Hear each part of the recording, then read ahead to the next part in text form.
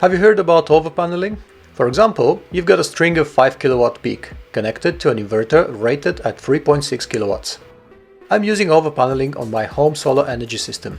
In this video, I will share my experience to help you understand if overpaneling is for you. I will walk you through the system setup and provide some stats on how the benefits and drawbacks of overpaneling materialize for me. Okay, let's go. My concern with overpaneling was missing out on optimal days. However, I live in the UK, where perfect solar days are few and far between, so missing out on peak generation is a smaller concern. My solar PV capacity is 5.3 kilowatts peak, split into strings of 2.1 kilowatts and 3.2 kilowatts. I've connected them to 3.6 kilowatt hybrid inverter.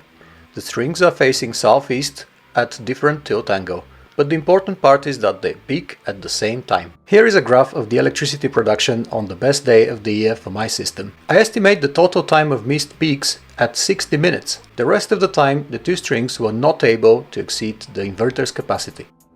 On the other hand, the rest of the time I am getting a steady rate of more than enough energy to charge my batteries and power my home. I even export the excess. And here's an important realization that I hope can help others like me. There are many factors that affect the efficiency of solar panels. So take the peak rated power with a pinch of salt. My advice to anyone planning their home solar is to put more panels. Of course, stay within the safe limits of your inverter. As a rule of thumb, remember that you can add more panels and exceed the rated current of your inverter, but you must not exceed the inverter's voltage. Always check your inverter's manual and consult a competent person if you aren't sure.